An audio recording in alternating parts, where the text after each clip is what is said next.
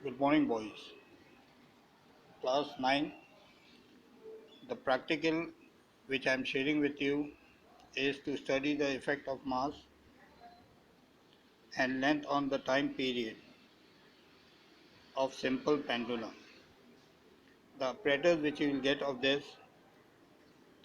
is stopwatch, meter scale, stand and clamp thread and cork with the thread on it. Okay, boys, you all have to write experiment number 6, full page, except theory, object, apparatus, method, observation, calculation and result. The picture which I am sharing with you, have a look with this.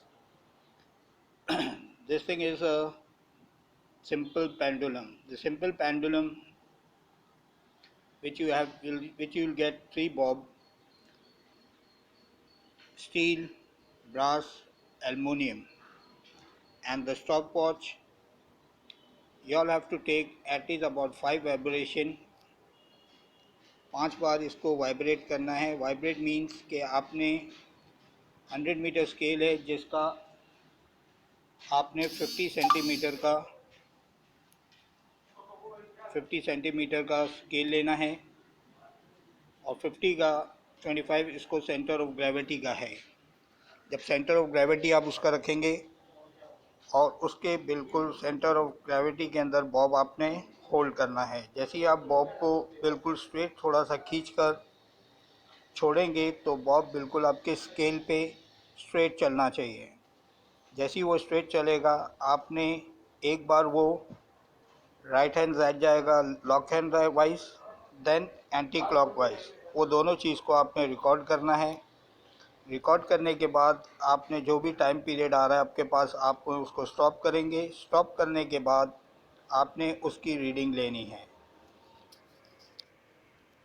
अब जो effect of mass है, वो effect of mass आपका time period होता है जब आप length को अप एंड डाउन करते हो. लेंथ अगर आपकी कांस्टेंट है तो मास में भी कोई एरर नहीं आएगा. Is that clear?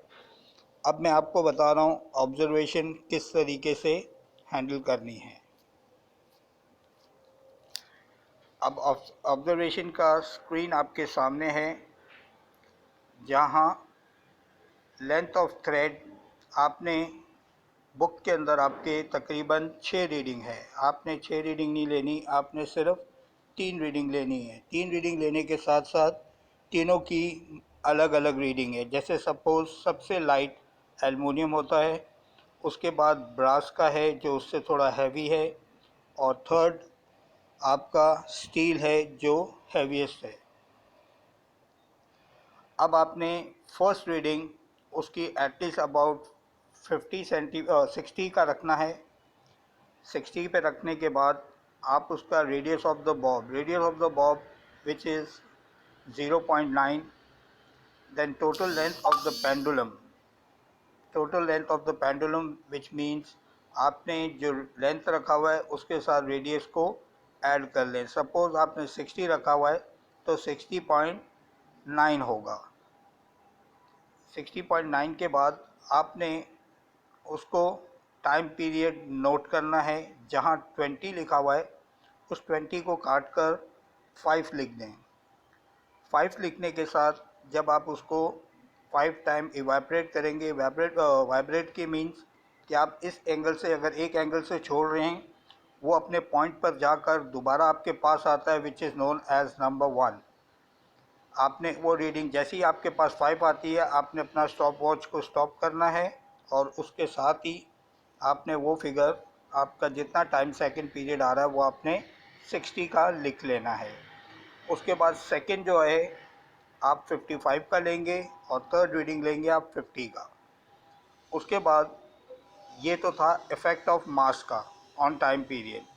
नीचे जहाँ वाज़ेह तौर पे लिखा हुआ है aluminium light, brass heavy, iron और स्टील हैवीएस्ट है. इन तीनों का आपने बार बार एक एक करके लेना है. लेकिन तीनों की रीडिंग सपोज 60 है तो तीनों की लेंथ 60 होगी. I hope all of you understand. I understand that you all don't have the apparatus, but at least you all can write the observation calculation as written in your book. Is that clear? Thank you.